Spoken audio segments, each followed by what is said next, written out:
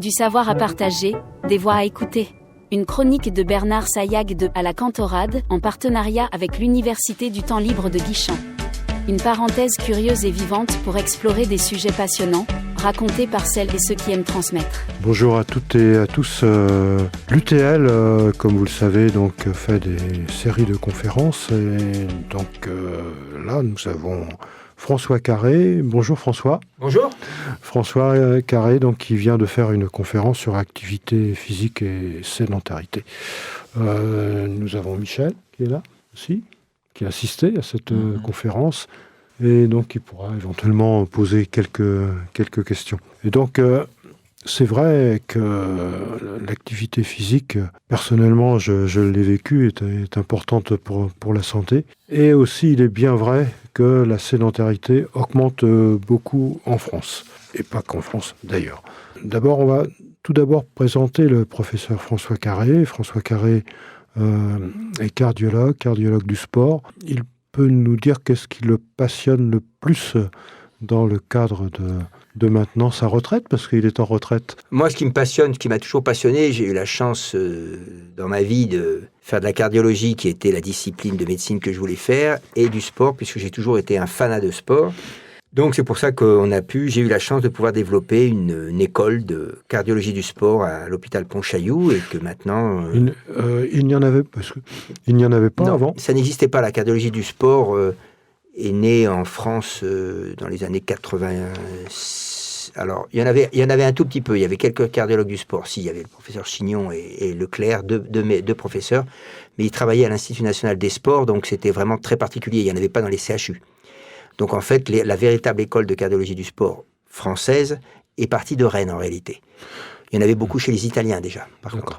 Alors ça veut dire qu'en France, on considérait que l'activité physique n'était pas indispensable pour la santé ? On considérait que l'activité physique... Oui, à cette époque, on considérait que l'activité physique, c'était bien, mais c'était pas plus que ça, quoi. Ouais. C'était pas indispensable. Aujourd'hui, on sait que l'activité physique, c'est indispensable pour la santé. Et vous n'avez pas eu de mal à monter cette école de... Non, j'ai pas eu de mal parce que j'ai eu la grande chance d'avoir comme chef de service le professeur Daubert. On était plusieurs agrégés, donc plusieurs professeurs, et chacun a eu le droit de développer sa voie. Alors ça a été formidable parce que ça nous a permis, et sans trahir de secret parce que tout le monde le sait, d'être seulement l'un des seuls CHU où tous les agrégés étaient prêts à partir en vacances, puisqu'il n'y avait aucune rivalité, aucun problème entre nous. Et quand j'ai présenté mon projet à M. Daubert, il m'a dit, oui, c'est une bonne idée, vas-y, lance-toi, et puis on va voir ce que ça donne. Et donc j'ai pu comme ça développer ça tranquillement. Et j'ai surtout eu la chance de trouver un successeur qui a pris ma suite brillamment et qui a complété parfaitement tout ce que moi je ne savais pas. Donc ça continue, il y a toujours un... Ça continue, ça se développe encore. Du sport, on a le même problème de désertification médicale parce qu'on n'a pas beaucoup de candidats c'est-à-dire que personne n'a pris ma place en réalité en tant que médecin. Il y a un chef de clinique, c'est tout. Donc mon collègue doit faire tout ce qu'il faisait plus ce que je faisais, ce qui fait beaucoup. Alors peut-être qu'on va déjà commencer par cette question. Quels sont les bienfaits de l'activité physique pour la santé ? Est-ce que vous pourriez, François, nous dire cela ? Je vais tourner la question autrement parce qu'on ne parle que des bienfaits de l'activité physique. Je vais surtout parler des méfaits de l'inactivité physique et de la sédentarité. D'accord. Parce que ce qu'il faut bien comprendre, c'est que c'est d'être inactif et trop sédentaire qui n'est pas bon pour la santé. Alors par contre, ça prive de beaucoup de bienfaits. Ces bienfaits, c'est les 3 bienfaits sur les 3 piliers de la santé. La santé, il y a 3 piliers. Il y a la santé physique, le bien-être physique, mental, le bien-être mental, et social, le bien-être social. Eh bien, quand vous faites de l'activité physique, vous allez d'abord avoir une santé physique mieux, c'est-à-dire que vous allez être moins essoufflé quand vous ferez quelque chose. Vous allez pouvoir faire des efforts plus importants quand vous avez quelque chose à faire d'un petit peu inattendu. Comme par exemple, vous êtes chez des amis, ils vous disent « Tiens, on va aller se balader on a fait une petite promenade ou une rando de 8 km, vous allez pouvoir la faire. » Alors que si vous ne faites pas d'activité physique régulièrement, vous allez devoir trouver une excuse plus ou moins vraie pour échapper à ces 8 km de randonnée. Si vous tombez malade, vous allez récupérer plus vite. Vous tomberez moins souvent malade. Et surtout, vous allez conserver une autonomie qui vous permettra de vivre longtemps en bonne santé.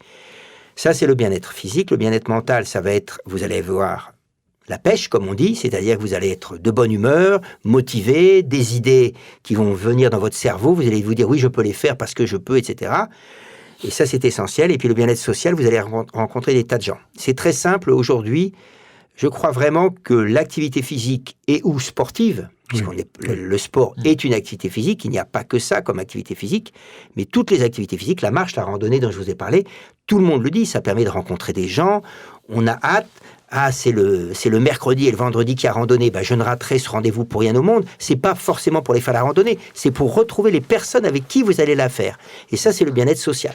À l'inverse, si vous décidez de ne pas bouger, de ne pas faire d'activité physique, ben, sur le plan psychologique, vous allez être seul, puisque vous allez vous retrouver dans une phase d'isolement, puisque si on vous invite, ben, vous n'allez pas pouvoir y aller, puisque vous ne faites pas d'activité physique. Sur le plan physique, vous allez être plus souvent malade, vous allez mettre très longtemps à récupérer, et puis vous allez avoir plus de tendance aussi à avoir des dépressions, de l'anxiété. C'est très connu. D'ailleurs, le premier traitement de la dépression minime à modérée, c'est l'activité physique. Comment expliquer que, en tant que pratiquant moi-même, comment expliquer qu'après avoir fait du sport, on se sent bien dans sa tête et dans son corps. Enfin, la tête est dans le corps aussi, bien sûr. Oui, absolument, ça en fait partie. Oui. Normalement. Les médecins ont eu du mal à s'en rappeler. Les intellectuels, entre guillemets, comme on dit, souvent l'oublient. Ils pensent qu'il y a surtout le cerveau d'un côté. Non. Mais non, ça marche ensemble, effectivement. Vous avez entièrement raison. En fin de compte, ce qu'il faut comprendre, c'est que c'est une patiente qui me l'avait très bien dit, une patiente qui avait un cancer du sein, et un jour, elle avait fait sa séance d'entraînement, puisque l'activité physique adaptée aux malades, c'est fait partie du traitement. C'est-à-dire qu'on leur fait faire 2 à 3 fois par semaine. C'est donc 2 à 3, comme si je prenais 2 à 3 comprimés par semaine, si je peux m'exprimer comme ça. Et cette dame-là, un jour, je la croise dans le couloir de notre hôpital. Elle était bien rouge et je lui dis, oh, dites donc, aujourd'hui, vous avez fait, c'était une belle séance. Et elle me dit, ah, oui, là, je suis bien fatiguée. Puis elle s'arrête, elle me dit, non, comment vous dire? Là, je suis fatiguée, mais c'est une bonne fatigue. Alors que quand j'ai ma cure de chimiothérapie, je suis fatigué, c'est une mauvaise fatigue. Alors, qu'est-ce qu'elle entendait par bonne fatigue pour elle? La bonne fatigue, c'est cette fatigue, oui. Je sens que je suis fatigué, je sens que mon corps a un petit peu été stimulé, un peu fortement, mais par contre, je sens que au niveau de ma tête, je vais avoir des hormones. Alors, je les sens pas, mais je me sens un meilleur moral, je me sens plus gai, plus libéré, j'ai parfois même résolu des problèmes. Alors que, rappelez-vous, quand vous restez assis dans votre chaise, que vous avez des soucis, c'est pas de rester assis qui va résoudre le problème. Allez marcher, ça va le résoudre. Alors tout ça, on sait comment ça marche, c'est simplement parce qu'un muscle qui se contracte, pendant très longtemps, on a pensé qu'il était bénéfique pour la santé parce qu'il brûlait des calories, donc il diminuait la prise de poids. Et en fait, pas du tout. Il brûle toujours des calories, ce muscle, mais surtout, il libère, c'est une glande, le muscle actif est une glande qui libère des molécules dont certaines vont dans le cerveau. Alors, certains appellent ça les endorphines, peu importe leur nom. Il y en a d'autres, en réalité, c'est l'hormone du bonheur, la dopamine, qu'on appelle comme ça, la sérotonine aussi, qui est très bénéfique. Et puis d'autres qui vont vers le cerveau, et par exemple, améliorer la mémoire, permettre justement de résoudre des soucis, parce que mettre en connexion des neurones qui ne s'étaient pas mis en connexion quand je suis assis dans ma chaise, où là, c'est plutôt l'inverse. Je me recroqueville sur moi-même, et se recroqueviller sur soi-même, ça n'a pas fait résoudre des problèmes. Non. Mais de fait, pratiquer une activité physique, peu importe laquelle, si on arrête, on éprouve le besoin de remettre ça à nouveau. Parce que finalement, on a un état de dépendance sain, en quelque sorte. Oui, alors on peut avoir une dépendance, c'est pas le cas de tout le monde. J'avais comme ça une petite anecdote de mon chef de service, il y a longtemps, qu'on parlait tous les deux dans un congrès, et il y avait après lui parlait un psychiatre qui disait qu'est-ce qui empêche comment était le titre? Pourquoi est-ce que le coureur a besoin de courir? Et donc il a pris la parole avant de lui passer la parole. Il lui a dit écoutez, je suis très intéressé d'écouter la communication de mon ami psychiatre sur pourquoi le coureur a besoin de courir. Et il a dit moi je ne sais pas pourquoi j'ai besoin de courir, mais je sais pourquoi je n'y arrive pas, c'est quand j'ai mal au tendon. Et donc, il avait parfaitement compris. Donc, l'addiction, oui, c'est vrai qu'il peut y avoir des gens qui ont besoin, ils ont un manque de course, ça, c'est tout à fait possible, mais ça n'est absolument pas obligatoire. Je pense que c'est un équilibre, il faut toujours trouver l'équilibre. L'excès n'est bien en rien. Donc, voilà. Indépendamment de toute pathologie, l'activité physique a un aspect préventif. Alors, l'activité physique a un aspect préventif pour toutes les pathologies, les pathologies chroniques. Oui. Donc, actuellement, on en est donc 35 à 36, où on sait que l'activité physique, on est formellement. Ça va depuis, bien sûr, l'hypertension artérielle, le diabète, tout le monde le sait. Sur le surpoids, ça ne suffit pas tout seul, il faut toujours associer un régime alimentaire, mais ça permet de limiter et de stabiliser le poids le plus souvent. Ça peut même avoir un effet sur l'arrêt du tabac, parce que c'est plus facile d'arrêter le tabac quand on bouge. Ça ne veut pas dire que je vais l'arrêter grâce à ça, mais c'est simplement parce que quand je m'arrête, je fais plus facilement d'activité physique. Donc c'est un petit peu dévié. En passant donc bien sûr par l'infarctus, mais aussi la maladie d'Alzheimer, les polyarthrites rhumatoïdes, les cancers. Cancer du sein, je fais de l'activité physique, 20% de moins de risque de cancer du sein quand même, c'est quand même pas négligeable. Et puis après, c'est l'activité physique donc secondaire. Quand je suis malade, l'activité physique fait partie des thérapeutiques. C'est une thérapeutique non médicamenteuse, ça diminue les complications et ça diminue surtout les survenues d'autres maladies. Aujourd'hui, il faut savoir que les patients qui ont des problèmes rhumatismaux, eh bien, au bout d'un certain temps, grâce au progrès des traitements, c'est plus les problèmes rhumatismaux qui leur posent problème, c'est l'hypertension artérielle, le surpoids, le diabète, trop de cholestérol. S'ils avaient fait de l'activité physique malgré leur problème rhumatismal, ils n'auraient pas ces problèmes-là. Donc en fait, c'est bien de l'activité physique qui est une thérapeutique à tous les niveaux, préventive à tous les niveaux. Il avait été question un temps que le médecin pouvait prescrire une activité physique avec le projet que ce soit remboursé par la sécurité sociale pour certaines raisons médicales, en quelque sorte. Où on en est de cette Alors oui, en 2016, tout début 2017, il y a eu la loi du sport sur ordonnance de Mme Valérie Fournier-Ron, qui était ministre des Sports. Vous entendez bien, ministre des Sports, c'est pas le ministre de la Santé, c'est la ministre des Sports qui a fait la loi du sport sur ordonnance. Ça vous montre que la santé ne suivait pas tout à fait le raisonnement intellectuel de Mme Fournier-Ron. Mais bon, peu importe. Donc elle a fait cette loi, effectivement, et l'idée c'était qu'un jour, ce soit remboursé. 2016, 2025, ça fait faire 10 ans, eh bien, on n'est toujours pas arrivé à avoir le remboursement. On a avancé, parce qu'on a montré par des études. Donc là, il y a une grande discussion. Je pense qu'on devrait y arriver, que d'ici 18 à 24 mois, j'espère, on va commencer à rembourser l'activité physique dans plusieurs pathologies. Cardiovasculaire, c'est sûr. Les cancers, c'est pratiquement sûr. Le diabète, c'est aussi pratiquement sûr. Mais ce n'est pas pour tout de suite. J'espère qu'ils tiendront parole et que ce sera dans 18 à 24 mois. On a toujours 10 ans de retard par rapport aux États-Unis, par rapport à un certain nombre de secteurs, et aussi par rapport au surpoids et par rapport à l'obésité. Est-ce que les choses s'améliorent en France, alors que je sais, François, que vous aviez fait une étude avec les collèges, aussi bien dans le nord de la France qu'en Bretagne et en région Rhône-Alpes, je crois. Absolument. Et cette étude a révélé effectivement que nos jeunes bougent pas assez, ça c'est sûr.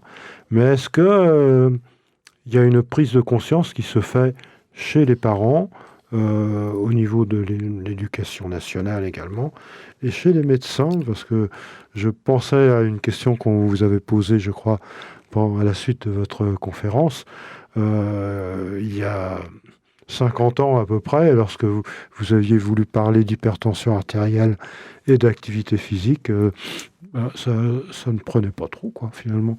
Est-ce que, finalement, tous ces acteurs-là, le corps médical, l'éducation nationale, les parents aussi, parce que l'éducation est importante, est-ce que tout ça évolue ou pas?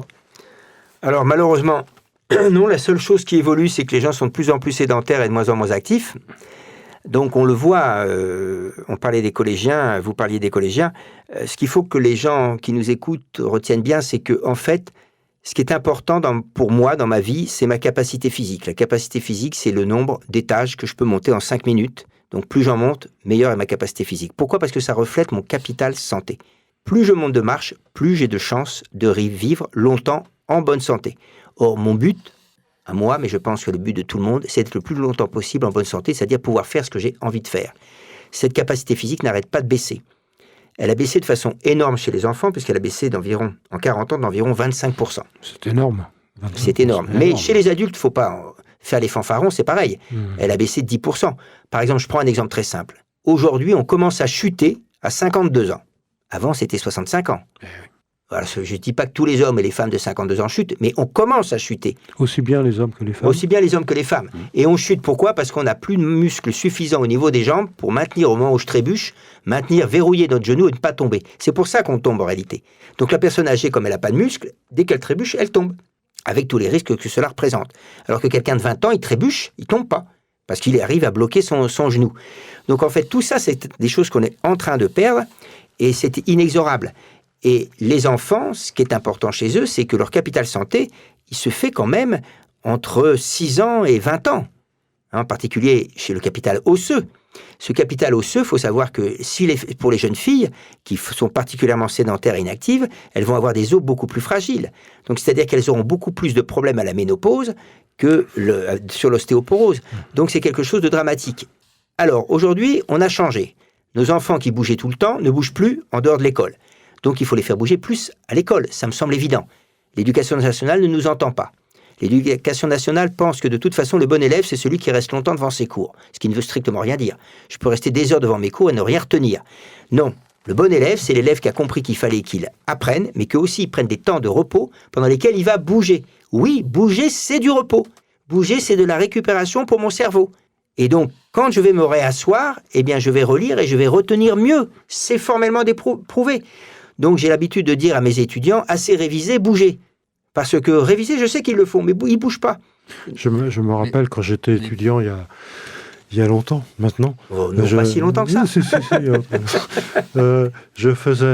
J'étudiais, bien sûr, forcément, si j'étais étudiant, c'est sûr. Mais je m'accordais toujours 1 ou 2 heures de sport. Et quand je revenais, ma performance, si j'ose dire, en quelque sorte, pour comprendre, pour analyser des données et autres, était bien meilleure parce que je commençais à fatiguer. Alors que comme je commençais à fatiguer, pays étrangers comme je faisais du sport. Le système allemand privilégie davantage bien sûr, tout à fait. Le matin, les matières intellectuelles et l'après-midi, plutôt des activités physiques ou créatrices, voilà. Mais pourquoi en France, on n'a toujours pas compris ça. Oui, pourquoi on n'a pas compris ? Parce qu'on ne nous croit pas. On ne nous croit pas, oui. On ne nous croit pas. Par exemple, on a essayé de faire mettre, on a essayé de proposer, suite à notre travail que vous avez présenté sur les courbes des capacités physiques, de dire, voilà, à partir de maintenant, dans les collèges, on va mesurer la capacité physique de tous les collégiens. Ceux qui ont une capacité physique basse, alors on ne va pas les stigmatiser, mais c'est comme en mathématiques. Si j'ai des mauvaises notes en maths, j'ai besoin de cours de rattrapage de maths. Eh bien, on va faire des cours de rattrapage d'activité physique pour les volontaires. L'éducation nationale a dit que c'était trop compliqué. Alors que je ne vois pas ce qu'il y a de plus compliqué. J'ai un cours de rattrapage de maths, je fais appel à un prof de maths, j'ai un cours de rattrapage d'éducation physique et sportive, je fais appel à un professeur. Il y en a qui veulent le faire. L'éducation nationale répond que non. Elle n'arrive pas à croire que c'est possible que l'activité physique soit si importante pour retenir, pour comprendre. Quand vous dites l'éducation nationale ne comprend pas, qui ne comprend pas les administratifs ? C'est les décideurs. Les décideurs, qui ne connaissent pas. Voilà. Avec tout le respect que l'on a pour eux. Mais tout à fait. Je prends un exemple très rapide. Monsieur, on est arrivé à faire passer les 30 minutes d'activité physique quotidienne en primaire grâce à Tony Estanguet, qui était président du COJO, qu'on a parlé à Monsieur Blanquer. Le jour où Monsieur Blanquer annonce ça, je me rappelle très bien, il dit « Nous allons mettre 30 minutes d'activité physique quotidienne à l'école en primaire ». Je me dis « Super !» Et là, la phrase d'après qui tue, « pour les écoles volontaires ». Donc ça montre bien l'importance. C'était pas imposé. Voilà. Eh bien, aujourd'hui, c'est devenu obligatoire. Dans le 2e quinquennat de Monsieur Macron, il y a 42% des écoles qui respectent l'obligation. Et l'éducation nationale ne dit rien. Ne dit rien. Alors qu'elle devrait dire, bien sûr. Ben oui, si c'est obligatoire, quand c'est les mathématiques ou l'anglais. Donc voilà, c'est-à-dire qu'ils peuvent me dire tout ce qu'ils veulent. Je leur ai déjà dit, ils ne nous croient pas. Oui, ils mettent la poussière sous le tapis, quoi. Oui, ils ne comprennent pas. Pour eux, c'est pas possible. Mais et on en arrive à nos amis médecins qui, effectivement, la plupart des médecins avant qui je parlais il y a 42 ans, n'étaient pas restés jusqu'à la fin de mon exposé. Mais aujourd'hui, le médecin n'arrive pas à croire que faire de l'activité physique puisse agir sur 35 maladies. Aucun médicament ne le fait. Je prends 35 médicaments pour 35 maladies. Mais il y a des publications quand même, il peut les lire. Oui, mais ils vont toujours nous trouver dire oui, mais tu te rends compte, s'ils n'ont pas envie d'en faire, etc. etc. Et je leur réponds gentiment, mais la preuve, aujourd'hui, un patient sur 2 en cardiologie prend ses médicaments. régulièrement. Donc, c'est-à-dire qu'ils n'ont pas envie de prendre leurs médicaments non plus. Oui. Donc, le problème, il est simple. Et pourquoi il y a des pays, comme les pays de l'Europe du Nord, où vous avez 100 patients qui vont voir un médecin, il y en a 50 qui sortent avec un médicament. En France, 100 patients vont voir un médecin, 80 sortent avec un médicament, c'est tout. Donc, les médecins danois, finlandais, norvégiens, suédois croient dans la prévention. Le médecin français n'y croit pas. Alors, le gros problème, c'est que avec enfin, il faut me corriger, hein, bien sûr, avec cette montée de surpoids, d'obésité, de pathologies, hein, athérosclérose et autres, infarctus, AVC, etc., qui apparaissent, ça va augmenter et le numerus clausus en médecine ne change pas, peu. Donc on va avoir un trou important, si je veux dire, en nombre de médecins par habitant. Et comment on va pouvoir assurer ça ? On va arrêter, on ne va plus pouvoir prendre soin la tête des que gens. c'est parti, je ne vois pas comment on va pouvoir prendre en charge le nombre de malades qui vont arriver. On attend tous les 5 ans à peu près d'1 million de malades chroniques de plus.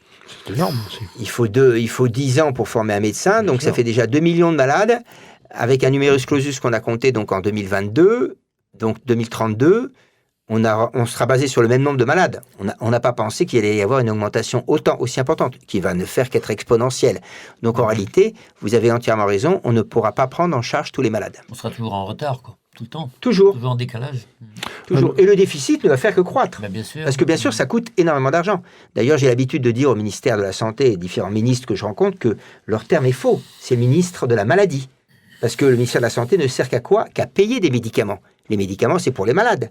D'ailleurs, 70% un minimum du budget de la sécurité sociale, c'est pour les médicaments. Donc c'est bien le ministère de la Maladie, puisqu'on ne paye que des médicaments. On a 1% à peu près pour la prévention. Une misère. De budget. Une misère. Alors que la Suède, c'est 6%. Donc il y a quelque chose qui ne va pas. Ah oui, tout à fait. Hein ? Mais ça... On prescrit trop de médicaments. Oui. On prescrit trop de médicaments, alors qu'il y a des tas de choses pour lesquelles il n'y a pas besoin de médicaments. Les jambes lourdes, les médicaments n'ont jamais rien fait. Vous avez les jambes lourdes, marchez. Mais derrière, il y a des lobbies, c'est toujours pareil. Alors, il y a des lobbies, et puis il y a ce que je vous dis. Alors, je suis médecin, je peux me permettre de le dire. Imaginez-vous, j'ai fait 15 ans d'études de médecine pour dire aux gens qu'il faut qu'ils fassent de la marche à pied. C'est quand même un peu fou quand je le résume comme ça. Rêver, ouais. Hein Bah oui, mais ça ce qui n'est pas vrai, je donne des médicaments et je fais faire de la marche à pied. Je mets les deux. Oui. Je ne demande pas aux médecins d'arrêter de donner des médicaments, je leur dis, donnez-en quand il y en a besoin, mais associez-les à l'activité physique.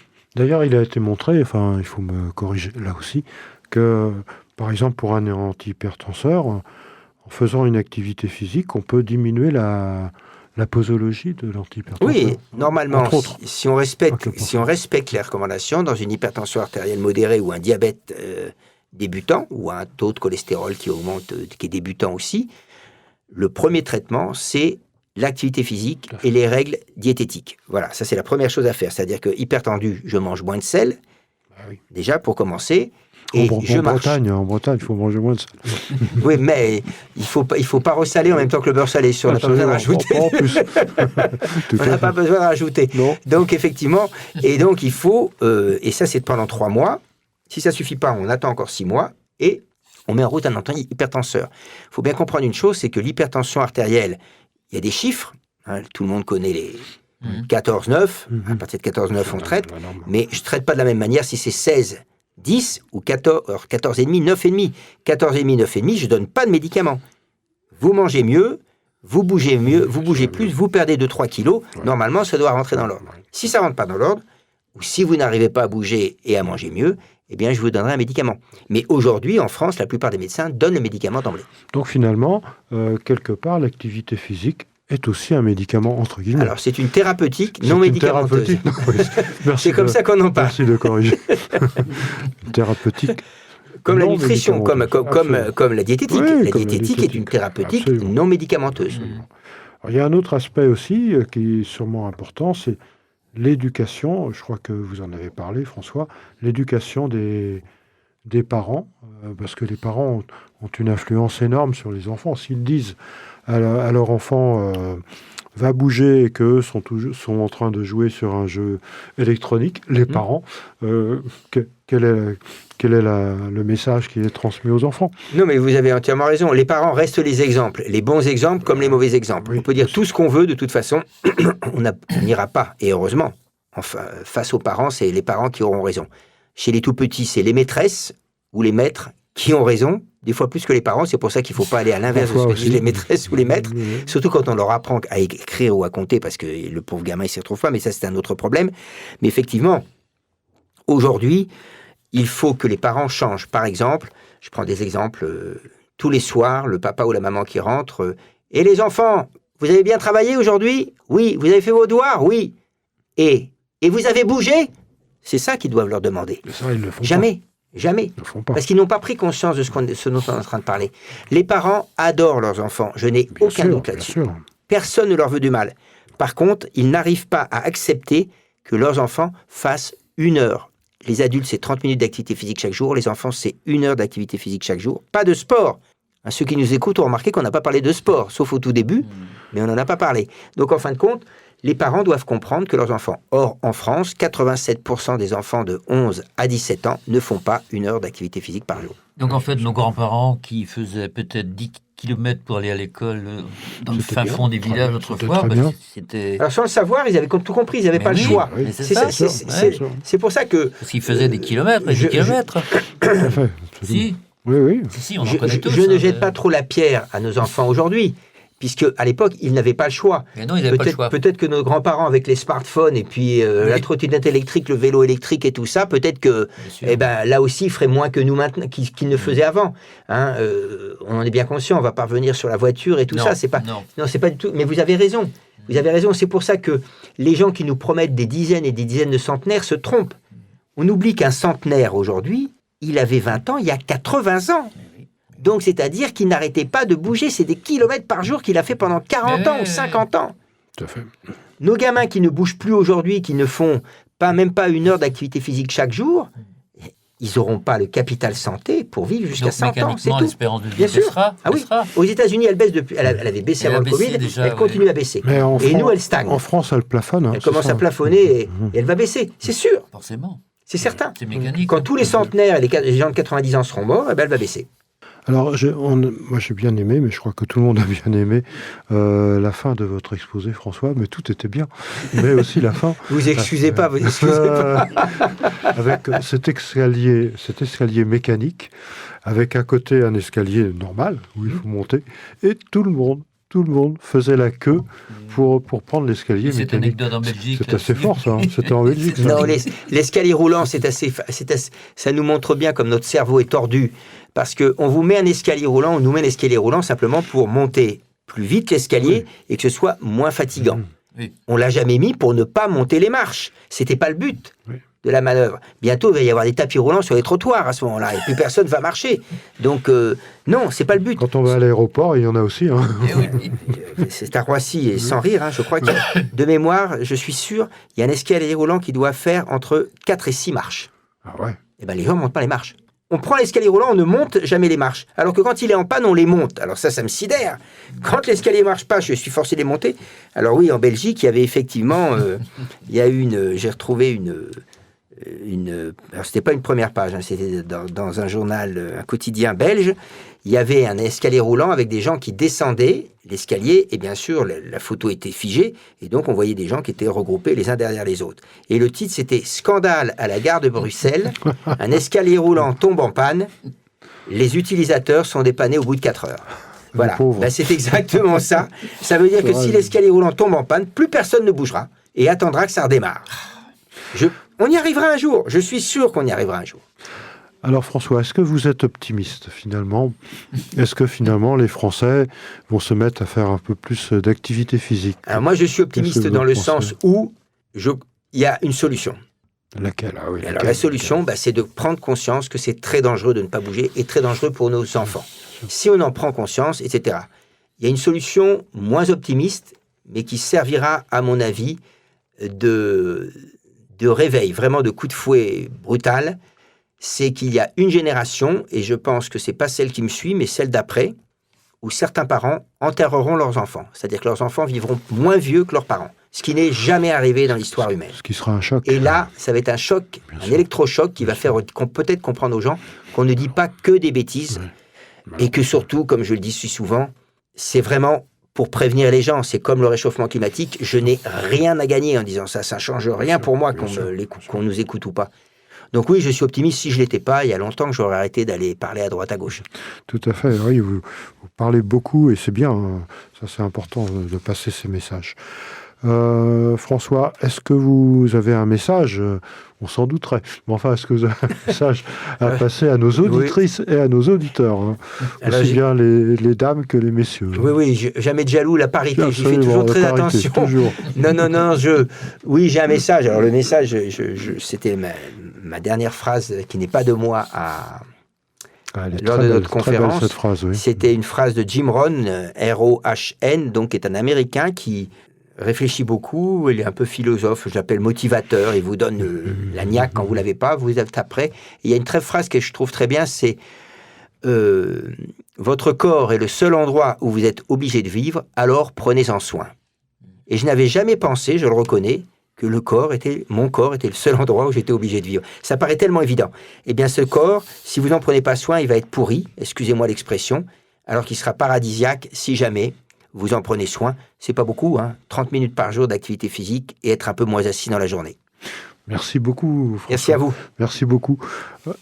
Merci, Michel, d'être venu aussi. Merci à tous. Et donc, bien, ce podcast sera diffusé sur Radio Laser. On a été très, très contents de vous recevoir, François. C'est un plaisir pour moi aussi. C'est un grand plaisir. Et avec une belle conférence. Merci. Merci beaucoup. Au revoir à toutes et à tous et on vous souhaite un très très très bon week-end. Au revoir. Au revoir.